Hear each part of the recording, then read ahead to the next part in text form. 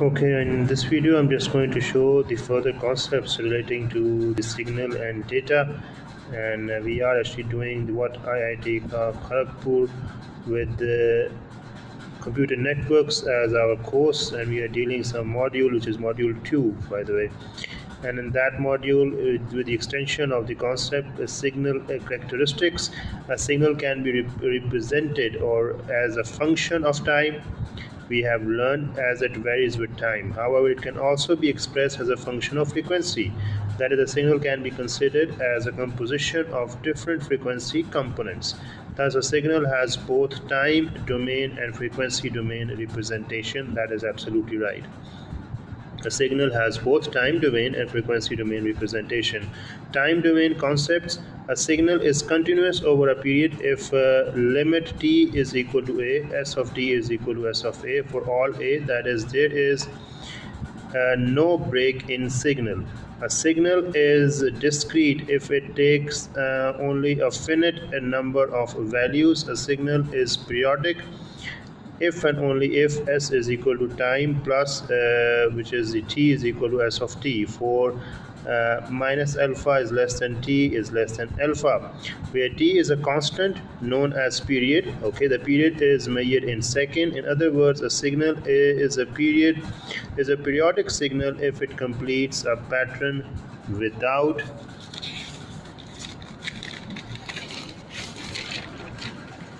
time frame. So a periodic signal is characterized by the following three parameters. That is, number one is what? Is the amplitude. That is, it is the value of the signal at different instants of time. It is measured in volts. Frequency, it is inverse of time period, that is f is equal to 1 by t. We know that the unit of frequency is hertz or cycles per second. Phase, it gives a measure of the relative position in time of two signals within a single period. It is represented by phi in degrees or radian. So this is how the three parameters we normally talking about the periodic signal. So we are talking about the signal, we are talking about the periodic signal, but with the reference of time concept. And when we're going to consider the time concept, that would be also we have also, this is the characteristics. We have studied the characteristics of a periodic signal, and with the help of the aperiodic signal, you can have both analog and digital aperiodic signal in the pictorial representation as follows. So you can have that one as well. Just to remember, amplitude, frequency, and phase are the three parameters of a periodic signal. Frequency domain concept, just to actually cover this signal characteristics under the domain of frequency domain concepts. The time domain representation display the signal using time domain plot, which shows changes in signal amplitude with time. The time domain plot can be visualized with the help of an oscilloscope. So this is the we know that we can actually consider this is the time domain, okay, which was the earlier concept. And when we're going to display the same in terms of frequency domain, that would be represented as such. Frequency would be that, and that would be the 1 second time domain. That is a signal which is there's no signal on here. It's a small signal has been created when we're talking about the frequency. And now we're going to discuss some other pictorial representation. For example, if a signal is this, in 1 second time, this would be covering like this. Oscilloscope time, this is frequency, and that would be over here. This is 1 second, this is a second, that is time, and also this is frequency, which is in terms of this. The frequency has moved over here. So this is how you're going to display the concepts of time and frequency in reference to signal and signal characteristics. So bandwidth, the range of frequencies over which most of the signal energy of a signal is contained, is known as bandwidth or effective bandwidth of the signal. Okay, most of the energies in which it is contained, obviously that is known as the bandwidth. The range of frequencies over which most of the signal frequency energy of a signal contained is known as bandwidth or effective bandwidth of the signal.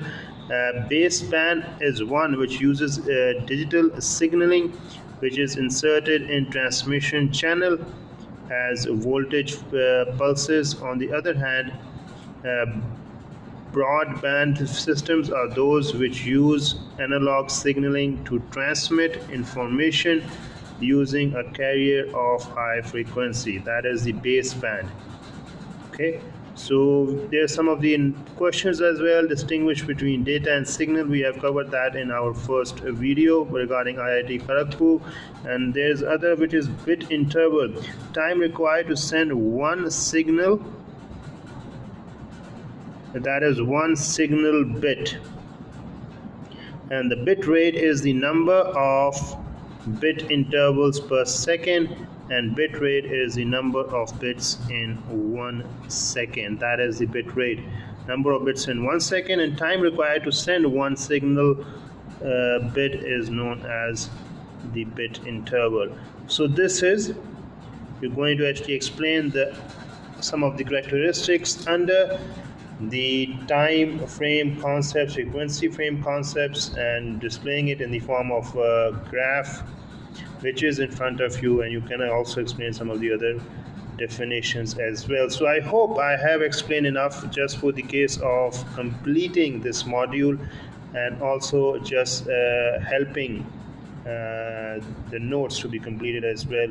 And also, if there's any questions whatsoever, you can ask anytime when you are going to watch this video, because we are actually doing the videos, and also just expecting whenever you're going to actually watch a video, we will be expecting some of the comments. It would be highly appreciated, but we will be actually doing it on a regular basis. For that reason, please, if you watch, please share it with other guys so that they can also benefit from the notes which are already available. But the purpose is to just to provide it in a vocal sound as well, with the lecture approach, so that one can actually understand it in a quick, and also in any part whatsoever. So let's see what we have for our coming concepts. Till then, take care and have a nice day.